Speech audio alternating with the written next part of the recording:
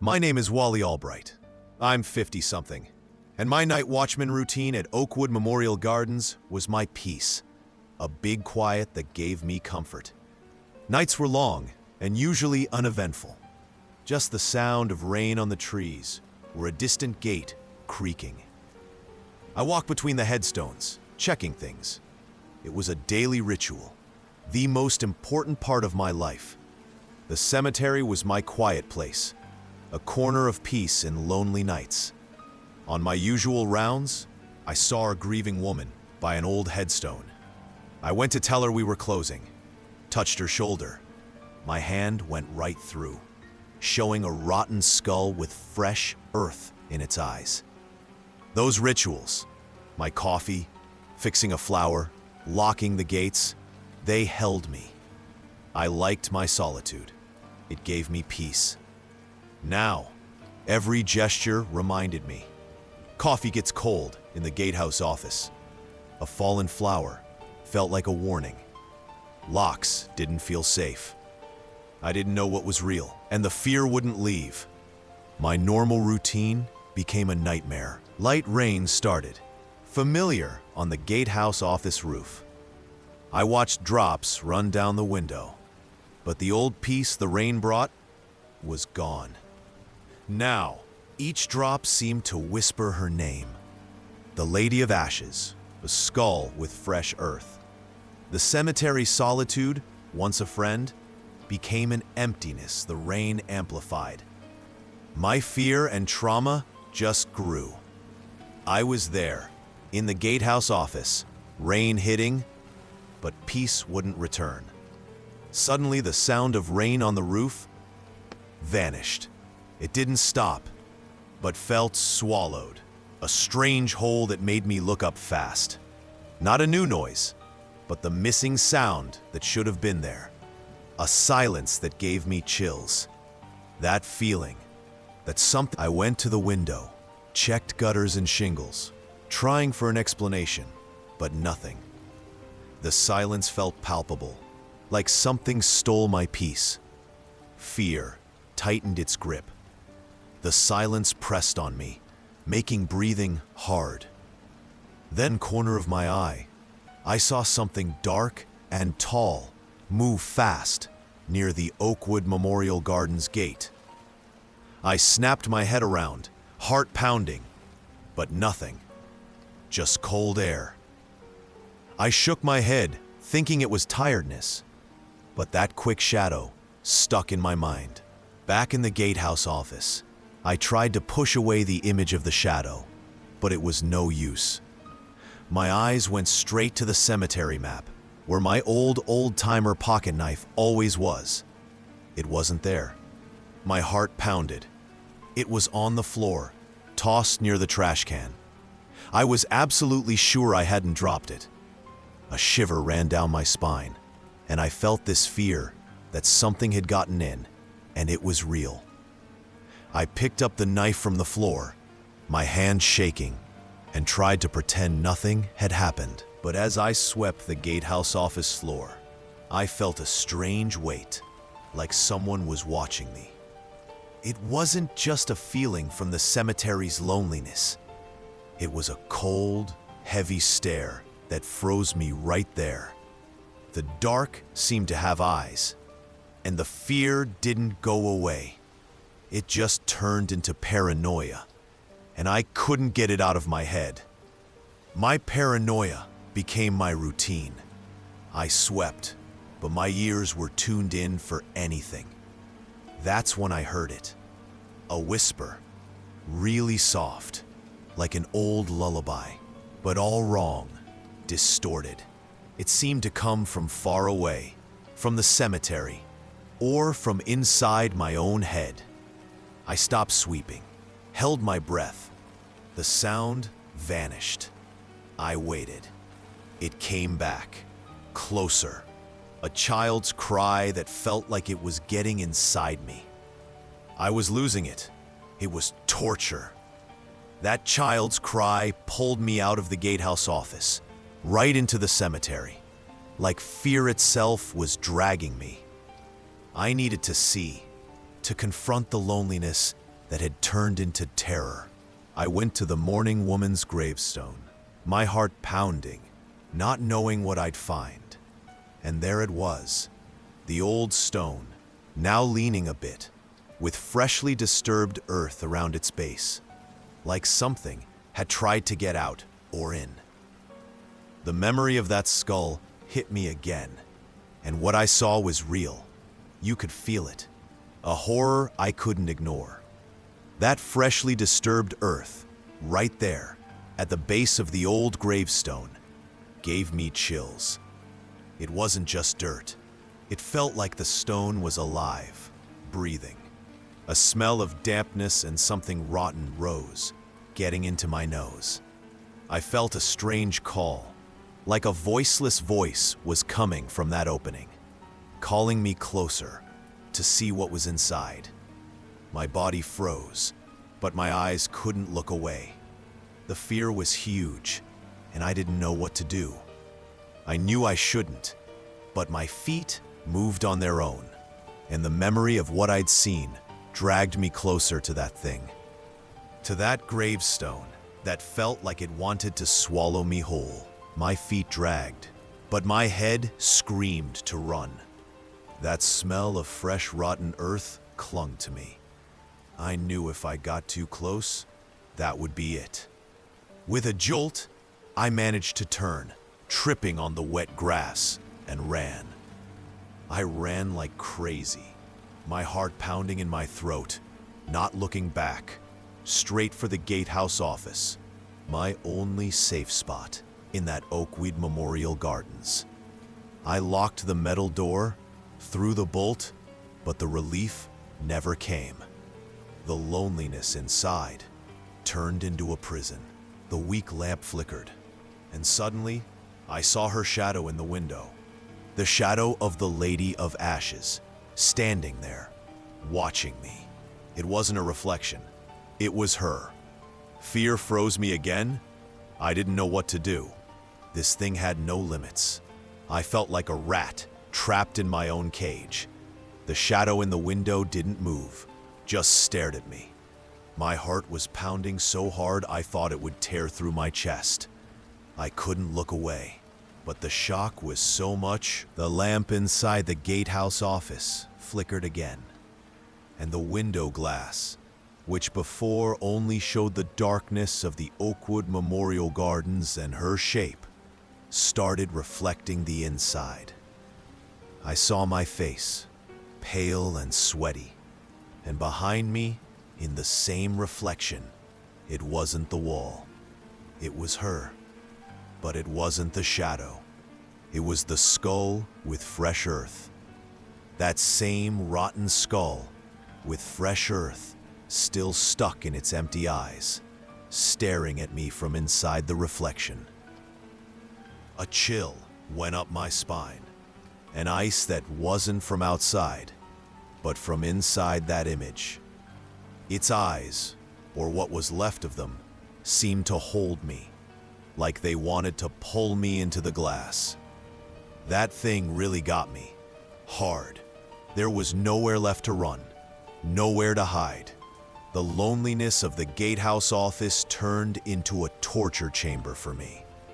And I didn't know what was real anymore. I just felt death's icy stare marking me.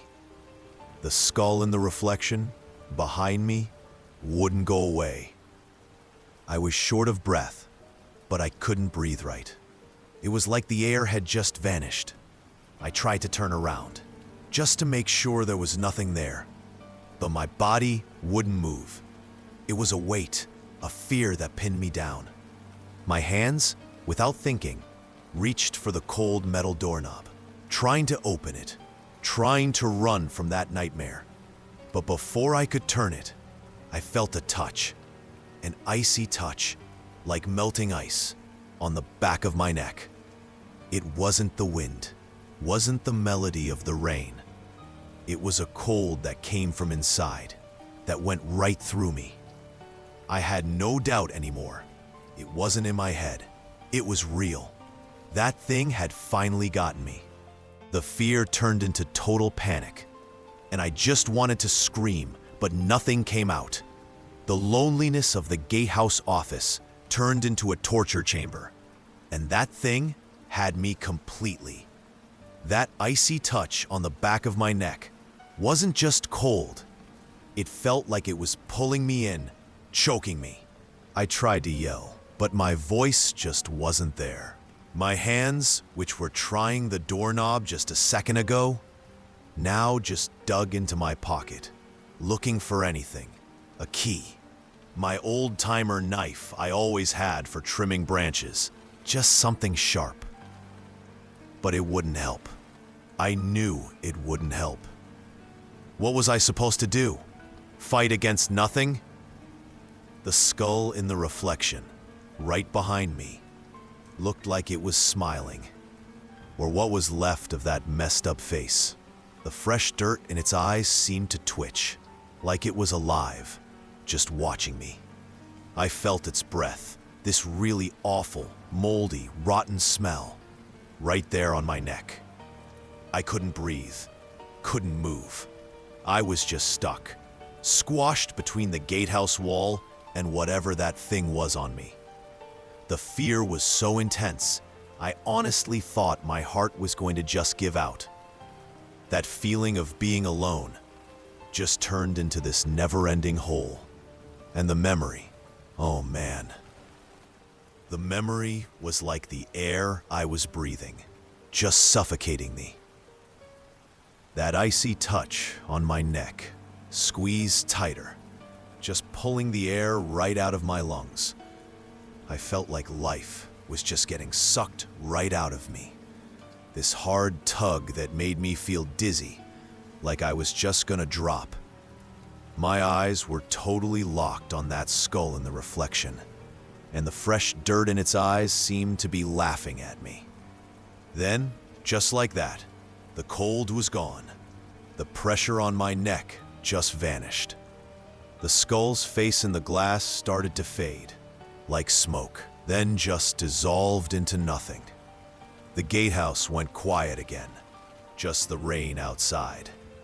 But now it was this empty quiet, way worse, that felt even scarier. My throat just seized up, but this ripped sound, like a hurt animal, managed to get out. My legs gave out right then, and I just crumpled onto the wet floor of the gatehouse, shaking like crazy.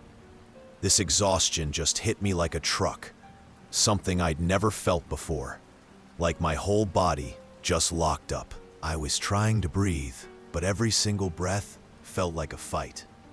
That smell of fresh dirt and mold was still right there in my nose. This awful reminder of that skull. It was just so real. My legs felt like jello. I just dragged myself along the cold wall, every bone aching like it was broken. My hands were shaking so bad, I could barely even open the door. I stumbled out into the rain, and that cold air didn't make anything better. The cemetery just turned into this place of pure terror. And the gatehouse, it felt like my own personal ending. I crawled through the wet dirt. Every single inch of it was pure agony. I just wanted to get the hell out of there. Then I heard an engine. Headlights cut through the darkness, totally blinding me. It was the cops. 2 guys got out of their cruiser, saw me just sprawled out there on the ground, totally soaked. They tried to talk to me, but my mouth just kept opening and closing. My eyes were wide, and fear was just screaming inside my head. Nothing came out, just air stuck in my throat. The officers helped me up, asking me who attacked me. I could only manage to slur out, "She," the skull, the fresh dirt. My mouth just couldn't make proper words, just this raw, scared sound. They looked at each other, totally confused, clearly not getting it. My eyes, just staring at nothing, must have shown them everything I'd just been through. I could tell right away they didn't believe a word. At St. Joseph's, I tried to tell them, but the words came out all broken.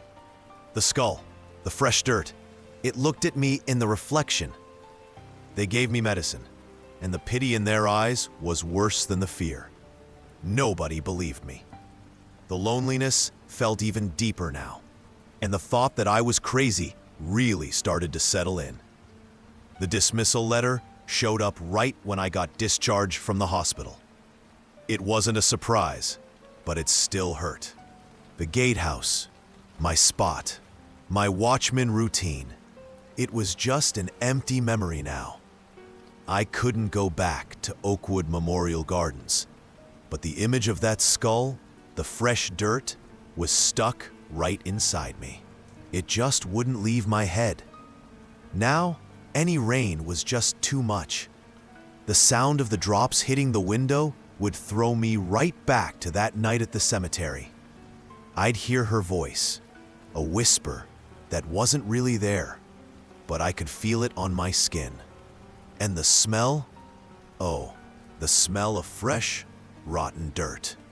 It came from nowhere, from the air, from my clothes, and the skull with those dirt-filled eyes would pop back into my mind. It was a fear that never left me alone, and I just didn't know what was real anymore. Not knowing what was real made me scared of mirrors. I just couldn't look at myself anymore. Every piece of glass, every reflection, felt like a trap, a portal. I'd quickly look away. I was terrified of seeing that rotten skull, the fresh dirt in its eyes, showing up behind my own face. It was a fear that wouldn't let go, a total paranoia. And the loneliness was now filled with eyes. Sleeping was almost impossible. The nights were just pure watchfulness. Every shadow on the wall felt like something bad. I saw that skull, the fresh dirt, in everything. The question, what was that? Just wouldn't leave my head. It was driving me crazy. There was no answer. I avoided my reflection in the mirror, afraid to see that thing. And I didn't know what was real anymore. It was just fear. The cold touch on the back of my neck never went away.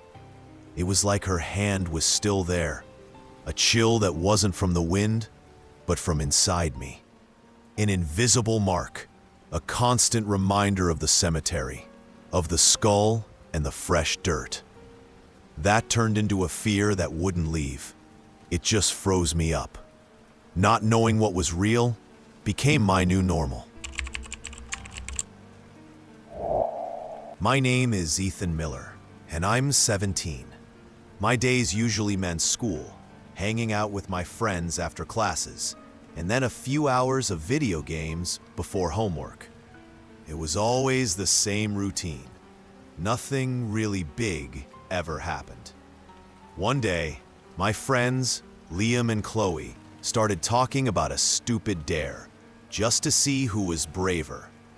The idea was to spend a whole night alone in the Ashworth Mausoleum, inside the old Blackwood Chapel Cemetery. I felt this knot in my throat, but they were looking at me like I'd be the only one to back out, and the thought of not fitting in made me say yes. So when night came, Liam and Chloe dropped me off at the cemetery entrance. The street was already dark, with just a faint glow from the distant streetlights. The night was really quiet, and every step I took on the sidewalk felt super loud. I started to get this weird feeling in my stomach. Not really scared, but just kind of unsure. What was I even doing here? But bailing out felt even worse. I pushed the cemetery's rusty iron gate. It creaked really loud, and the sound just echoed in the silence, making me jump. The Ashworth Mausoleum was way in the back, a dark, old stone building with some worn-out statues in front. It was big and kind of creepy. Going inside felt weird. There was this smell of mold and old dirt hanging in the air. The door was just ajar. Inside, it was almost completely dark. I was alone. I felt a kind of loneliness I'd never felt before, like a tight squeeze in my chest. I just stood there in the total dark, and for a second, the only thing I noticed was that strong smell of mold and old dirt. I thought about my friends, laughing somewhere out there, and how dumb I was for agreeing to this. But deep down, I also felt a tiny bit of pride for actually showing up. The silence was so big, it felt like I could hear my own blood pumping. Nothing happened. No shadows. No weird noises. I started to think it was just going to be a long, boring night. And I'd worried for nothing about this dare. I was just about convinced nothing was going to happen when I heard this tiny noise. A really faint dragging sound, like a dry scrape, coming from the back of the mausoleum, from one of the oldest niches. My heart jumped, but I tried to calm myself down.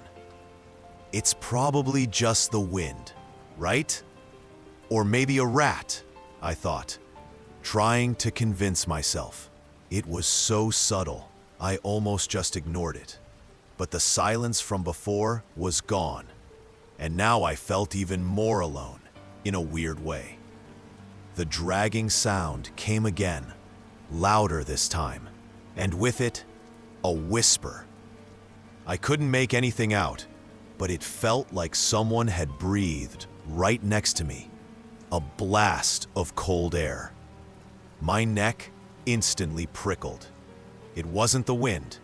There was no way. The sound was coming from one spot, that niche to the right, where the gravestone was covered in webs. My heart started beating faster. The idea that I was just alone here, that it was just a dumb dare, started to disappear. This strange, bad feeling that there was someone else or something else in here with me just stuck to me. I got even more scared, feeling my chest tighten up. The whisper came again, way closer, and this time I swear I heard it. It wasn't just any sound, no. It sounded like it was trying to form a word, like Eth or Ethan. The voice was weird, like it was made of sand and ice at the same time, you know? But there was no mistaking it. It was calling my name. I felt a strong chill go up my spine, and the hairs on my arm stood right up. My heart was pounding so hard it felt like it was gonna jump out of my chest. It wasn't the wind, or my mind playing tricks. There was something in there, and it knew who I was. The dare had turned into something else, way more serious. Like an invasion, the fear really got a hold of me. At that moment, my body went cold inside. I pulled my phone from my pocket, my hands shaking so much I almost dropped it. The adrenaline was pumping. I turned on the flashlight. The weak light barely cut through the dense darkness and pointed it straight at the niche where the sound had come from. I didn't see anything, just dust and dancing shadows. But the voice, now it seemed to come from all over. A bunch of mixed whispers, impossible to understand. Almost inside my head, the feeling that something was watching me, surrounding me, was too much to handle. It was crushing me. I wasn't alone in there, and they knew exactly where I was. The phone light trembled in my hand, and the whispers turned into a buzzing in my head. Then, in the middle of everything, a voice, different from the others, cut through the air, cold, ancient even, and it called my full name, real slow. Nathaniel? There was no way to pretend it was my imagination anymore. I felt a bone-chilling cold, and the air got heavy, hard to breathe. It felt like the oxygen had just vanished. The fear turned into huge panic, trapping me there. Ethaniel hit me like a punch to the gut. More than fear. It was the feeling of being seen through, like it knew everything about me, every intimate insecurity. The voice didn't stop, twisting in my head in fragments, quick and cold images that haunted me. Flashes of things that didn't make sense, but were important, like pieces of a puzzle I didn't want to put together. A chill that didn't come from the cold of the mausoleum, but from inside me, an icy fear that paralyzed me. The voice made me doubt everything I believed was real, about whether I was in charge of my destiny. In that dark, with whispers mixing in my mind, it felt like my path was already set, and it wasn't a path I had chosen. The stupid dare, my friends, the desire to be accepted. It all seemed so small and meaningless now. A lie. The voice wasn't just in the mausoleum. It was in my head too, like it was trying to make me crazy. It showed me I wasn't the main character in my own story. Just some guy whose ending was already written by a force I couldn't even see. The loneliness I felt earlier got even bigger, deeper, and hopeless. The kind where you know you're alone against something way bigger. Something that already decided what happens to you. The panic I had before turned into this cold certainty, like there was no way out. That I wasn't in charge of anything. I was just stuck there, and my future showed up in a way I never would have imagined. I wanted to scream. I wanted to run, but my body just wouldn't listen.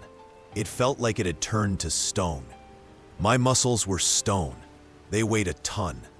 The voice, by then, wasn't just a whisper. It was an echo making this huge noise inside my head, pinning me down right there. I tried to stand up, but my legs wouldn't obey. They just gave out. It was such huge despair, like I was tied up, even though nothing was physically holding me. Just the fear that everything was already decided, already locked in. I looked at the door, the only way out, and it seemed miles away, too far to get to. My breath got short, and I felt this knot in my throat choking me. All I could think about was getting out, but I couldn't move a finger. It was quiet suffering, this certainty that I was trapped, not by the mausoleum, but by something way worse, something that had already picked me. The voice, then, wasn't just an echo anymore. It started vibrating inside my bones, like it was invading every single part of me. I smelled something weird, like wet dirt and mold, super strong in the air. My vision got hazy, like a cold fog had dropped in there, making everything dark. Everything was blurring together, real and not real. And then there was the touch.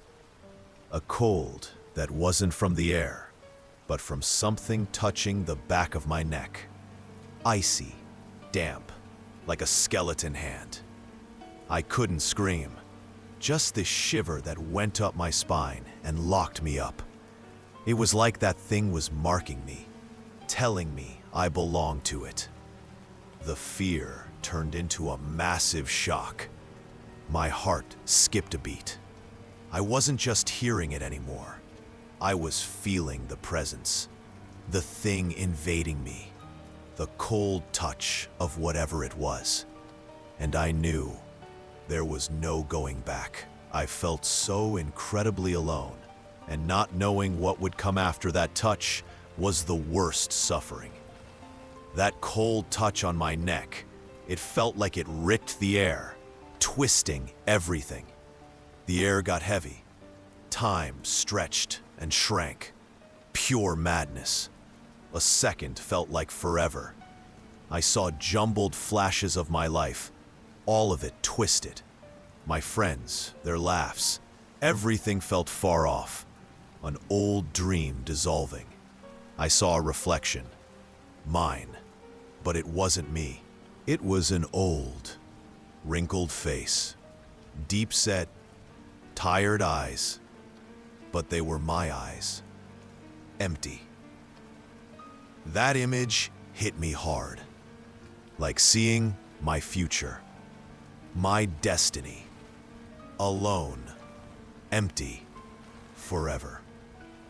The touch stayed, holding me, showing me no escape. I wasn't just in the mausoleum. I was stuck in a strange time, seeing what waited. The loneliness I felt became cold despair. I saw my end, alone, with no way out. That old face, mine, staring back, it was too much. Something inside me just broke. A dry, final snap. My body couldn't take the pressure. I didn't just fall. It was a slow, painful sinking, like gravity had increased. Voice, whispers, the cold on my neck.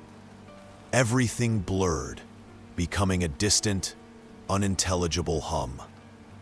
My mind just shut down. No fear, no panic. Just a heat. It was the final loneliness.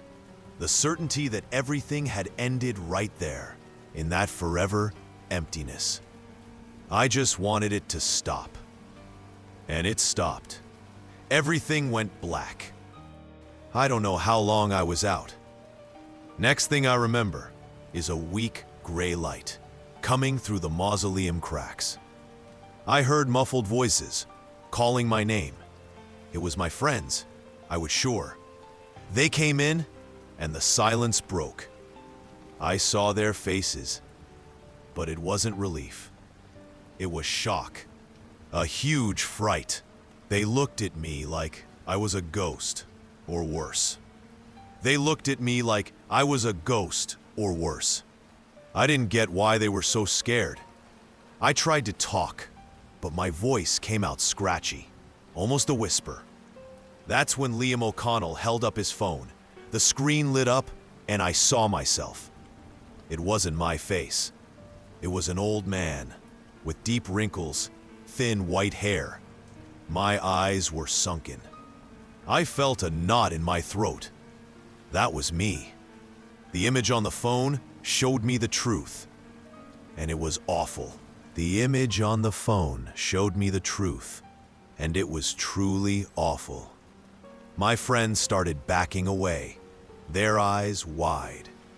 Liam O'Connell dropped his phone on the ground. I heard Liam whisper, "That's not him. It can't be." Chloe Davis covered her mouth, her eyes full of tears, shaking her head. They were utterly terrified, and their fear was for me, or for what I had turned into. The air outside, which should have felt like a relief, seemed even colder than inside. Every step was a struggle, like my old body was just too heavy. I was out of the Ashworth Mausoleum, but I still felt like something was holding on to me. The daylight didn't bring any warmth.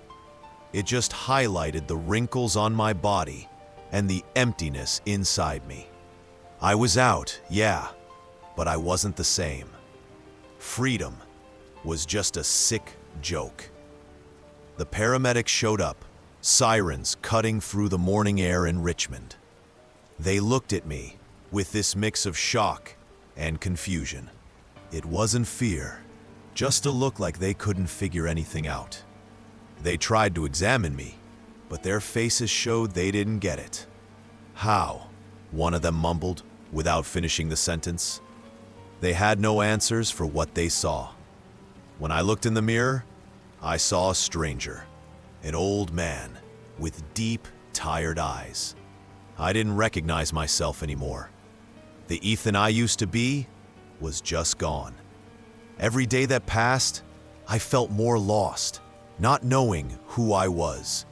My life, the one I knew, was over. The whispers from that night still echoed in my head, tormenting me non-stop. My name, dates, everything was mixed up. I was trapped in my own mind, unable to find any peace. At sunset, I, Ethan Miller, just a regular teenager, stood by the rusted gate of the Ashworth Mausoleum. It was a dare. Spend the night there, alone, just to prove I wasn't invisible. The gate screeched with a sharp sound. I went inside. The tall grass and old gravestones seemed to swallow the light. The heavy silence was broken by a cold whisper from the Ashworth Mausoleum. Ethaniel. The voice, soft, seemed to coil inside my mind, not just my ears. I felt a chill run down my neck. The mausoleum was dark, with empty niches that looked like hollow eyes.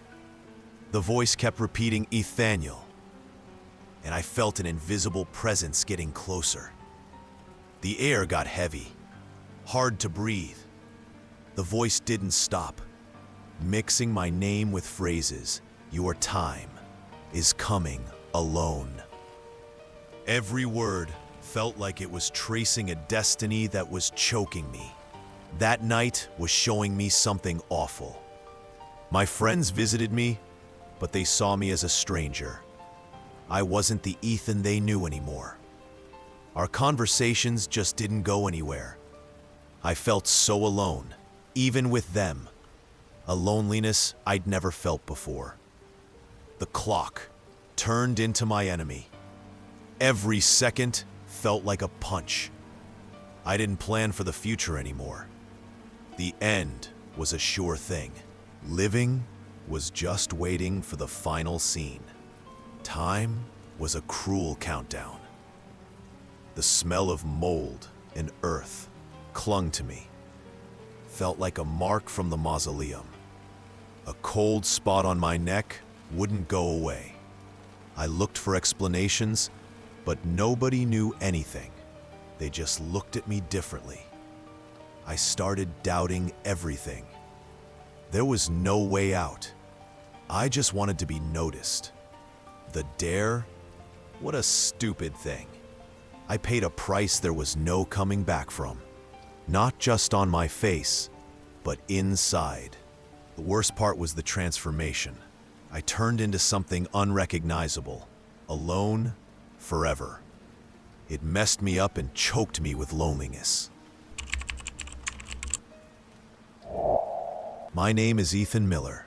As the night watchman at Evergreen Memorial Park in Richmond, Virginia, my life was just doing my rounds and dealing with the quiet of the early morning.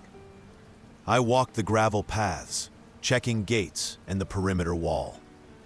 The flashlight beam cut through the dark, hitting old headstones and ancient trees. The cold and the smell of wet earth were constants, while Richmond slept, not knowing what I was doing out there. Always the same thing. But one night, a soft, distant sound broke the usual quiet. A music box tune pulled me toward the children's garden. Among the small headstones, I found a grave with disturbed earth and the music box on top, playing that melody that gave me chills. When the music stopped, a child's voice coming from under the ground kept singing, and I froze in fear. Before, the children's garden was just another section. Now, the rounds became a dread, a gut-wrenching pull that forced me to go, but made me want to run far away. Every step was a fight against the certainty of the melody, or worse, the voice. I couldn't quit the job. It was how I lived. I put on a face like I didn't care. I walked past the children's garden without looking or stopping. The melody and the voice didn't come back, but the silence felt heavy, like someone was there. The fear didn't go away. It turned into a constant hum, part of the routine I tried to ignore. The shock turned into exhaustion. That night started like so many others. I got there, grabbed my flashlight, and checked in at the watchman's booth. On the outside, everything was normal. On the inside, it was a different story. Every shadow seemed to move. Every sound made me hold my breath. The silence, once a friend, turned into an enemy, hiding threats. I tried to focus, but the children's garden was a constant wait and a countdown in my head. My ears were on high alert. The silence was heavy, not peace, but a weight that gave me anxiety. I knew any minute the music box could come back, and the voice. I just wanted the night to be over. That shadow, it wasn't an animal. I know it wasn't. The way it moved, too fast, vanishing the second my flashlight beam hit it. My body went cold. I looked everywhere, the flashlight shaking in my hand. Evergreen Memorial Park, which used to be just mine, now seemed to have eyes. Loneliness turned into a trap. It wasn't just the child's voice. It was something more, spreading. I didn't know what to think, and it made me feel sick. I wasn't safe anywhere out there anymore. I was on my rounds near the east wall, like always, when I saw a dark spot. It was a teddy bear, old, dirty, leaning against a grave that had never had anything on it. It looked too old to have just been left there. I picked the thing up, and right away my mind went to the music box, to the disturbed earth. A shiver went up my neck. It wasn't just the child's voice. It was an invasion, something being planted in the cemetery, spreading. I didn't know what to think again, and that made it even worse. My heart clenched. It wasn't just my head. It couldn't be. That faint, real laugh, it matched the voice from the ground. The thing was spreading, you know? Not just one grave. The whole Evergreen Memorial Park. I got that sick feeling, same as when the music box stopped. I didn't know what to do, and it choked me. I went back, you know, to the children's garden. That grave, the music box one, it looked normal. The dirt was smooth. But then next to it, on another child's grave I knew was untouched, there was a mark, a tiny dip in the dirt, really faint, like someone stepped or pushed something down. No footprints, nothing. Just that. My stomach went cold. It wasn't just the voice, not just one spot. That thing was spreading, moving. It was a silent invasion, and the uncertainty hit me again, harder. That feeling of being watched never left, you know? It just became part of me. I felt a chill on my back, even on warm nights, especially near the children's graves. One night, near that old oak tree, the air got heavy, and the temperature suddenly dropped. It was a cold not from the wind. It seemed to come from nowhere, right there. All my hairs stood up. It was like a refrigerator door opened next to me. The fear of invasion turned solid. The air got dense, and the loneliness, already huge, just crushed me. Not just bad luck, no. It was like the thing didn't want me to write anything, to understand. My pen failed. Flashlight died right then. That was a message. I was stuck in the dark, feeling sick, helpless, choked. An invasion stopping me from fighting, even recording. Fear became a knot in my throat. I just stood there, my heart pounding. In the dark, near old headstones, I saw it. Not a quick shadow, but a shape. Small, blurry, looked like a child. It moved slowly, sliding between graves, making no sound, just silence and this thing. It seemed to look at me. Then, a subtle gesture, like it was calling or pointing to the children's garden. No attack, not violent, but worse. An invitation, a trap. The air around it turned icy, a cold different from the night, and a shiver went down my spine, deeper than any I'd felt. Evergreen Memorial Park, once just mine and the loneliness, became a stage for this thing. My heart pounded, but I couldn't look away. It was weird, but it felt like I'd seen it before. I couldn't take it anymore. That calling, the cold, the shivers. I just needed to get back to my watchman's booth, my only safe spot in Evergreen Memorial Park. I ran, not looking back. Near the booth, something felt off. The door I'd locked was just ajar. My heart jumped. I pushed it open. Inside, a mess. My coffee mug, usually in the corner, was knocked over, and right in the middle of the table, where nothing had been, was a tiny button. A kid's coat button. Not mine. Never was. The music box wasn't there, but that button, in my refuge, was worse. My stomach churned. The unexplained had invaded my last safe place. The uncertainty became a constant weight. My hands shook. I barely grabbed my cell. I needed to call Mr. Davies. Call Dave. Nothing. Just no service, which was weird.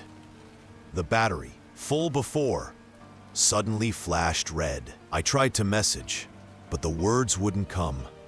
How do you explain a dead kid haunting you? My voice stuck, breathing heavy. I was completely alone. That thing didn't want me to get help. The fear became a knot in my throat, choking me. I left the watchman's booth, not knowing where to go, but I couldn't stay. So I started walking aimlessly between the graves. The air felt heavy with every step, and a strange feeling of being watched wrapped around me. I heard, really soft, like right next to me, tiny child steps, running on the damp grass. First behind me, then beside, and suddenly in front, always just outside my sight. Quick blurs appeared and vanished, clearer now, at the edges of my vision. I'd stop, frantically swing my flashlight, but nothing. The sound and images got closer, more insistent. It was a silent chase, but relentless. My heart pounded, my throat dry. It wasn't just observation anymore. It was a hunt. Uncertainty turned into terror, every shadow stretching like a warning. I knew I wasn't safe anywhere anymore. I was being pulled back to the children's garden. There was no way out. The air got heavy, and a weird cold, like ice in my bones, hit me out of nowhere. The music box, that messed up tune, started playing again, really loud now, all distorted, like it was coming from everywhere, echoing around the small headstones. And the kid's voice, it was in the air, all around me, whispering my name, saying stuff that made no sense and made my skin crawl. Then I saw it. It wasn't just a blur anymore. It was a kind of see-through figure with eyes that glowed in the dark and a smile that made my stomach clench.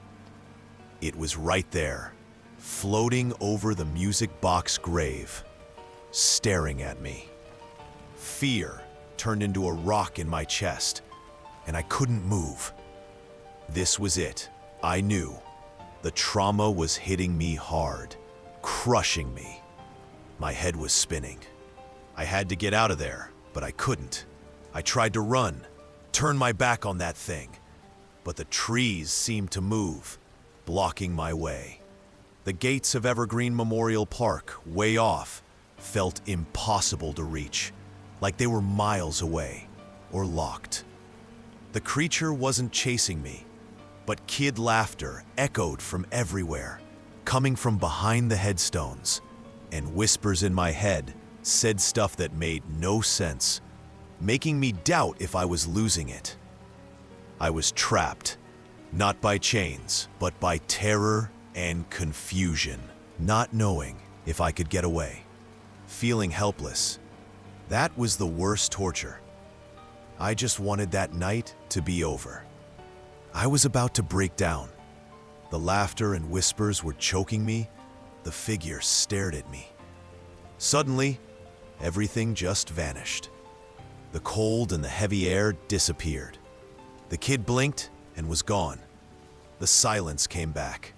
Heavy, different. I stopped, not getting it. Was it over? Why like that? Fear turned into confusion. The not knowing ate at me. The confusion pushed me. I couldn't just stand there, wondering what to do. I started walking fast, then running, without looking back. My feet pounded on the dirt, running from Evergreen Memorial Park, from that screaming silence. Salvation was anywhere away from that grave. I ran without stopping, my lungs burning. The cemetery gates, like a portal, stepping through them, onto the empty sidewalk of Richmond. The relief didn't come. Deserted street, weak lights. The city's silence was different. But the fear stuck to me, like the dirt on my shoes. I was out, but the invasion wasn't. I ran to the watchman's booth, my safe spot. I got inside, slammed the door, heart pounding. There, I should have been safe, but I wasn't. Every corner hid something. Every shadow watched. The air felt heavy, like Evergreen Memorial Park had come inside with me. The invasion was real. Even my own space wasn't mine anymore. In the booth, the silence weighed on me. I wanted to talk, yell about what I saw, but the words wouldn't come out. Who'd believe a watchman with a story about a kid singing from a grave? The loneliness crushed me. The fear of carrying that by myself, with no one to get it, was worse than the voice. I was stuck with my secret. The hours dragged on. Every minute felt like forever. I kept checking the clock, but it felt stuck. Outside, the darkness just stayed there. Every little noise, every creak from the booth made me jump. I just wanted the sun to come up, to make that feeling that something was still there, waiting for me, disappear. The fear didn't get any lighter. It just weighed more and more. Finally, the sun started to show up, just a weak line of light through the watchman's booth window. I looked outside at Evergreen Memorial Park, and the daylight just showed tombstones and trees, all in their proper places. But the fear, man, that didn't go away. It was stuck to me, like the sun couldn't chase out the darkness I felt inside. After that night, any little kid's song became a trigger. A TV commercial, a toy playing a tune. My heart would pound, my throat would close up. It was like the music box melody had broken something inside me, leaving me open to a constant terror. The world became full of sounds that used to be innocent. Now they were threats. It wasn't just the music. It was everything. The shadows on the corners, the wind in the trees, even the quiet. I'd look at people on the street and think, do they know? Am I the only one who sees this crack in the world? My mind wouldn't stop. The fear made me distrust every noise, every dark corner. It felt like the inexplicable had found a door and was everywhere now. Sleep? Forget it. Nights became my own personal hell. I'd close my eyes, and there I was again, in Evergreen Memorial Park. The fog, the sound of the music box. The child's voice, clear, coming from under the ground. I'd wake up in a sweat, my heart pounding, smelling the wet earth that wasn't there in my room. The fear wouldn't leave me alone, not even when I was safe. The quiet, which used to be my refuge, turned into torture. Every time it got too quiet, that question would stab at me. What was that? Was it real? I had no answer, just the uncertainty eating away at me inside. It was like a shadow glued to me, wouldn't leave me alone. That night wasn't just a scare, you know?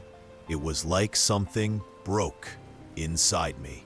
It wasn't just fear of what I saw, but a terrible certainty that the world wasn't what I thought. Evergreen Memorial Park, which used to be my place, became proof that the inexplicable was real, right there. This feeling of invasion, that there's no more safety, it's part of who I am now. It's a scar that won't fade.